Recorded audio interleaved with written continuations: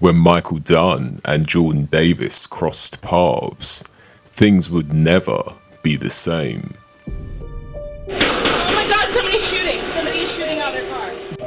Or else I said, hey, would you guys mind turning that down? And so quicker in the flash, I had a round chambered in it, and I shot. That when that defendant pointed that pistol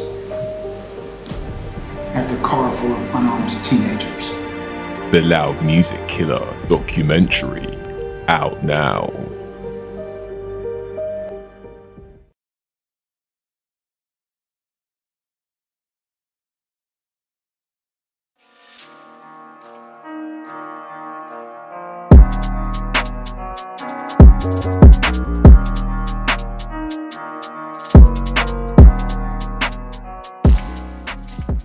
Hi guys, welcome to the J&J Boxing Podcast. I'm here with Jordan, here to talk about the big fight happening on the weekend.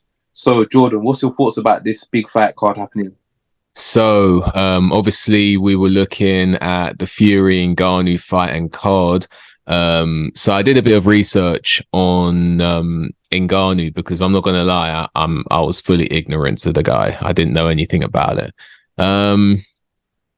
I was a bit surprised. He looked like he had a little bit about him, like just fighting, not boxing wise, but fighting. I suppose I shouldn't be surprised about that. But in terms of boxing, it wasn't like watching, like an absolute like first timer. So he has a little bit.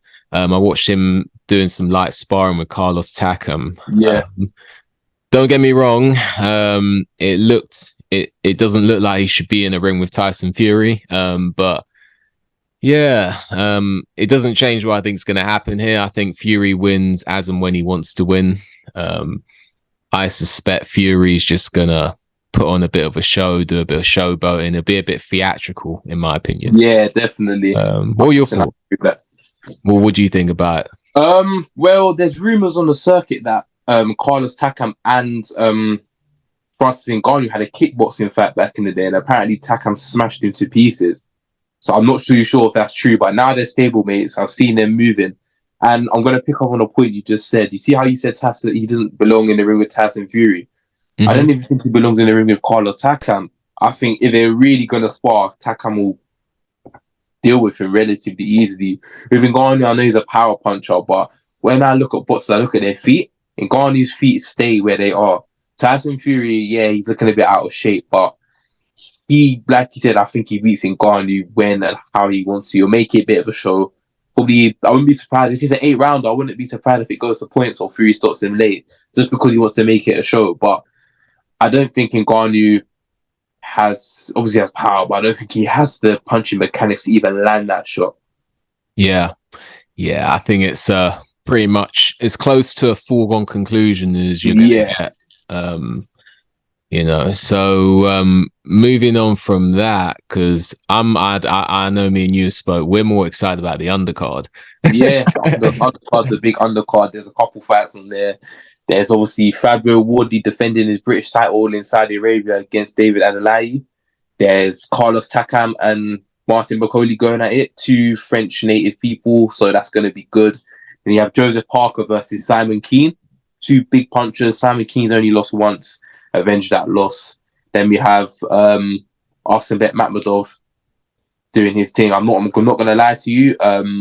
I've not seen the guy who he's fighting before. So, yeah, it's going to be interesting. Mm-hmm. Yeah, I'm definitely interested. Which fight is the one that you're most looking forward to? I think everyone knows it's definitely Fabio Wardley versus David Adeleye. I think they're both raw in their career, which is better. I think for fans' perspective, I think it's better that they are fighting now than 3-4 years down the line. I think defenses are going to go out of the window. In terms of predictions, I have it, but I will let you elaborate on that fight a little bit more before I go into that. Cool, yeah, I'm looking forward to that. That's the one I'm mainly looking forward to. And I think it'll almost be reminiscent to Joshua and White, their fight, because you got two relative novices who are very much known for their attacking prowess. And I think that it's going to be a fight where neither guy is going to want to give up real estate and I think they're both going to go in for the kill. And I think that makes for not so technical fights, but it makes for exciting fights. So I think you're going to get fireworks in that fight. I think that looking at the two of them, Fabio Wardley, he likes to be a reflex fighter. He white collar background. It looks like he can punch a bit. It does look like he can punch a bit. Some of his wins look a bit dubious to me. They look a bit like what's going on here type of win. Yes, I agree with that. And he has shown some defensive weakness, but it looks like he can punch, and it looks like there's dog in him. Like, because he can beat up against Nathan Gorman. He had no right to win that fight against Nathan. No right whatsoever. I'm going to be the first one to say, sometimes we all make mistakes in terms of predictions. I predicted Nathan Gorman to win that fight relatively easily, to be honest. I thought the boxing skills would prevail, but fair play to Wardley. He took his beating and came back. Like you said, he should have no right to win that fight. Nathan Gorman's a solid boxer. And yeah, fair play to Wardley for winning that, to be honest with you. I think he's got dog in him. I think he hits hard, and I think that is carrying him at the moment. Yeah. They can only carry so far. I'm not going to lie to you. They can only carry you so far, which goes on to my point. Predictions for that fight. I have David Adeleye by stoppage. I think the first 2 rounds might be cagey, but Wardley's defense, like you said, he's a reflex fighter. He backs up on straight lines a lot. And David Adeleye, I know he's not the biggest puncher, but one thing his punches come together. He throws his punches very good. And an accumulation of someone who's 230 pounds and 6'5", you will get hurt. Yeah. You've seen Wardley hurt a couple of times now against, Molina's a big puncher, but Gorman isn't a big puncher. Fili's not a big puncher. So I think Fabio Wardley's time at the top is coming to an end, and I think David Adeleye will be the person to end it. Yeah. And I think another thing that a lot of people may be looking past is the fact that Fabio Wardley, for the first time in a long time, is fighting on another promoter's show. So he may not get the peripheral treatment that he's experienced being on Matchroom shows. So I think that may be a side thing that goes into the pot of going against him. My prediction for the fight, I'm with you. I think David Adeleye is going to win this fight. I think that I'm not saying it with absolute confidence, because when you got 2 guys going in there throwing the big punches, which I suspect will happen in this fight, and they're both big men, someone can land and someone can go down. Even if the other guy has more skill, or is more seasoned, I still feel when 2 guys are going to go at it like that, both guys are always going to have a chance. But if you were to put a gun to my head, I would be saying Adeleye, because more amateur experience, defensively a bit more responsible. I think overall, I mean, to be honest with you, that's mainly it. I think it's just the fact that he has more seasoning as an amateur, and I think that he just looks more well refined as a boxer. Looks a more technical boxer with certain stuff, for example, hand placements. I just try and look at that. And I think Wardley, like I said, is a reflex fighter. Reflexes can only take you so far. I think we've seen Wardley tagged, not even just by one person, multiple opponents. And I do think, I think people are looking into that Kamil Sokolowski fight a bit too much with Adeleye. He was inexperienced. Yeah, I think he probably lost that fight. But you can't define a fighter with one fight, because if that's the case, then look how many fighters have come back after a disappointing performance. So I think David Adeleye is going to win. I think he's going to win by stoppage, and I think it'll be within the first 5 rounds, to be honest with you. I wouldn't put my house on Wardley beating Kamil Sokolowski, to be fair. No, I wouldn't, to be fair, honestly. So, Kamil Sokolowski was a solid operator, so it's not the end of the world. That being said, I'm going to quickly say something. That being said, I picked against Wardley a couple times now, and he proved me wrong, so maybe you can make it 3rd time lucky. Let's see, because honestly, one thing I was going to say is one thing that I think could potentially make Wardley win is when he gets hurt, he seems to go into this mode, and he seems to enjoy grabbing victory in the jaws of defeat. And I don't know if Adeleye is going to hurt him. I don't think Adeleye is going to be thinking, but he's dangerous when he's hurt. I think he's just going to go for it. I think he could walk into one. So I think Wardley is going to take some stopping. I see some dog in him. I do see some dog in Adeleye, but I do feel that, yeah, I think overall I can just see Adeleye winning that fight. How? Probably stoppage, because I don't see this being a defensively responsible fight.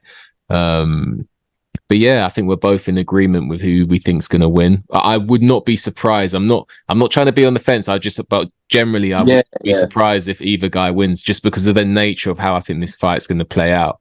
What about the other fight? So there is Carlos Takam versus Martin Bakole. I think that's a good fight. I'm gonna put my neck out on the line. I'm gonna say Carlos Takam wins a points decision. Martin Bakole, as you know, I'm not the biggest fan of. I think he's extremely slow. I think he's an extremely plodding guy. And I think with Carlos Takam, his style, he doesn't give you any time to think. With Bakole, he needs time, he needs distance to put his work off. Yeah, I'm going to say Carlos Takam wins on points, to be honest with you.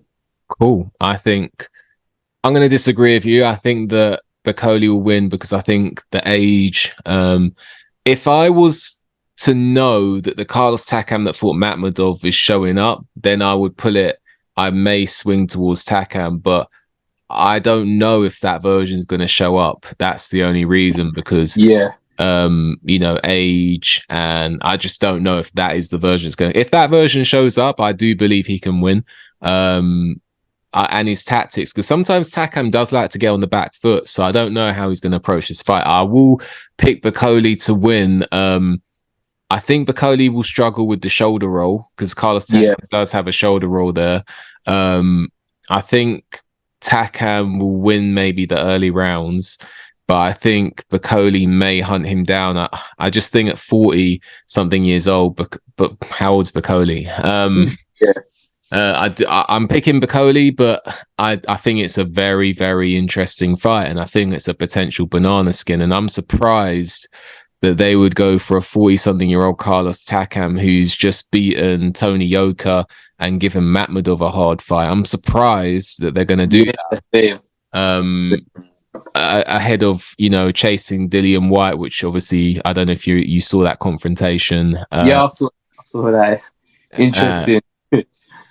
And he was calling everyone out, and they've gone for Takam. So that shows maybe Bakole's commercial value. They're getting a bit realistic about it, and taking fights that no one's going to really fight Bakole unless they have to.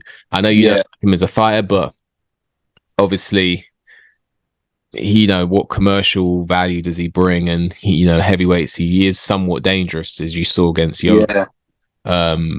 So I think I'm picking Bakole. I'm not with a huge confidence, but I just think that it's a banana skin. But I think Bakole will come through.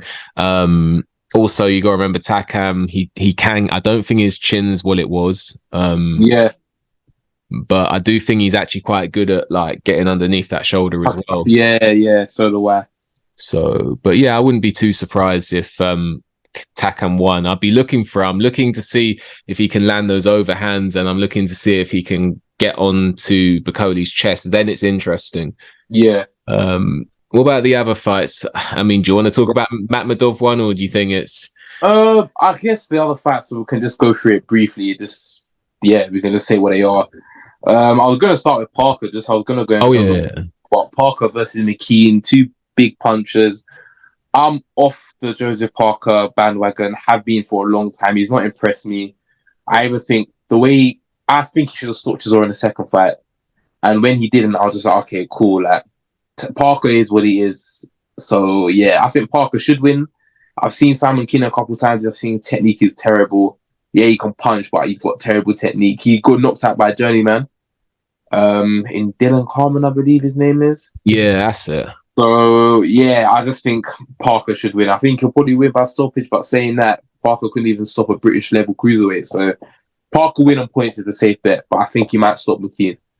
I think it's a potentially interesting fight. I think overall, I think you got to go with Parker. But I don't know, because I never see, they say Parker's got a granite chin.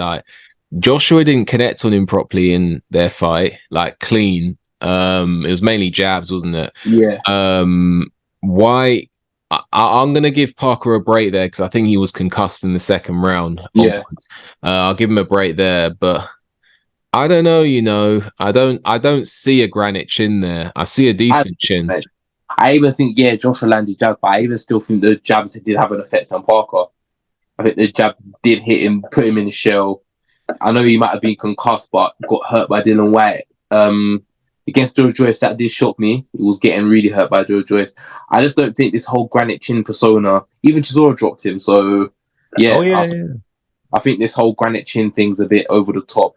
I remember his promoter, David Higgins, saying Joseph Parker, the famous Joseph Parker has never been dropped. But you can't say that anymore. He's been dropped 3-4 times now. So, I can see it being an interesting fight, but I just think the skills of Parker will prevail him through.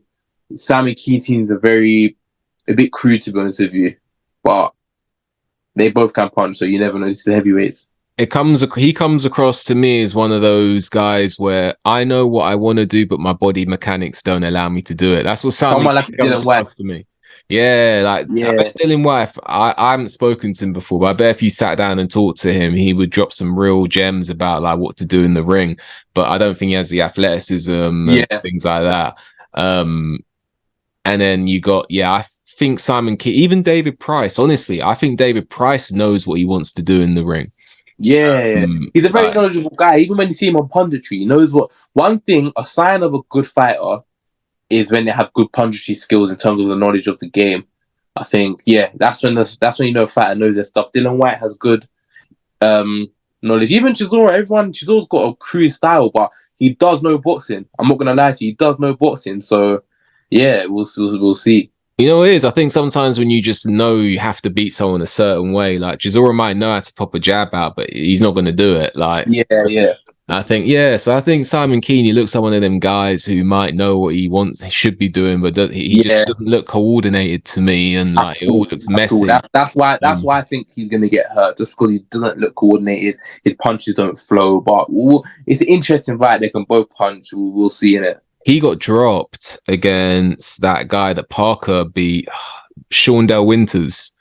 Kean. I didn't even know that. He got dropped by Shaundell Winters. Who's not even a heavyweight. He's not even a national heavyweight. He's a tiny, small guy. So, I found out now, and I know I'm definitely siding with Parker now. I didn't even know that. He's been dropped multiple times. He got dropped against this boxer who's a personal trainer. I think in the first round, and I don't think the footage got shown. If you go on BoxRec, there's this guy who, and I can't remember his name, but he's like a boxer, part-time boxer, like a personal trainer in the United States. He dropped Simon Kean. Apparently, I didn't see it, but they were saying he got dropped. He got dropped against Dylan Carmen. Obviously, he got dropped against Shaundell Winters. And he gets hurt. He gets hurt in fights, and I've heard he's got a glass chin from other sources as well. So I'd have to pick Parker, even maybe by stoppage. But I'll pick him by stoppage. But he is a big puncher, Simon Kean. But I'm going with Parker. Is there any other fights on the card that? You got Moses Italma. Obviously, I was going to say that Moses Italma. Like I say, I think he's young. You don't have to rush him. I think he's 18 or 19. You've got a long time. Build him up slowly. It doesn't matter who he's fighting. It's just about activity, getting used to something on a big stage. He's 19. He's young. He's got time. So regarding Moses Italma, just take your time with him. You shouldn't be rushing anywhere near. Take your time with him. For sure. See, I think that's pretty much everything. Is there anything else you want to say in closing, or? Good card, rubbish main event. But I'm not gonna lie to you. I say it's a rubbish main event. I'm gonna still watch it, regardless. It shows the state of boxing. But I'm looking forward to the card. I'm really looking forward to the co-main. Really looking. I think that's the best British heavyweight fight we've had domestically since probably Chisora White won. Man. I'm really looking forward to that, and hopefully it's a good night of boxing. Hopefully Francis Ngannou could show something in the ring. He'll make the fight a bit interesting. Yeah, definitely. So, definitely. Cool. Well, I think that's pretty much everything. Obviously, make sure you subscribe to our channel. Make sure you do that, and you hit the notification bell so that you don't miss a video when it comes out. We're going to be posting a lot more videos in the future. This is just the beginning, so make sure you like the video, subscribe to the channel, leave a comment, and with that, we shall see you on the next video.